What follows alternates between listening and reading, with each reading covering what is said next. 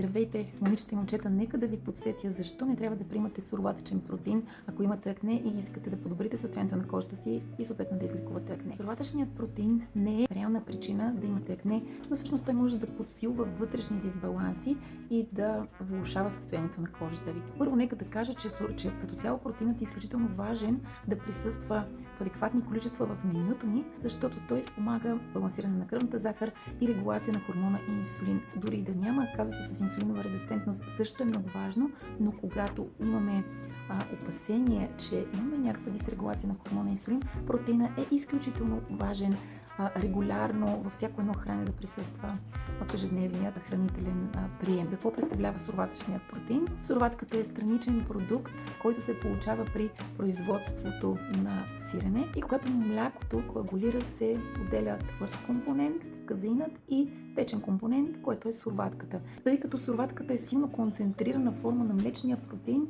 тя може значително да стимулира секрецията на хормона IGF-1, а този хормон може пък от своя страна да стимулира секрецията на андрогенните хормони. Предполагам, че повечето от вас знаят, че андрогенните хормони са отговорни за себумната секреция, за мазнята, която се продуцира от масните жлези, а пък това всички знаем, че е сериозна предпоставка за акне.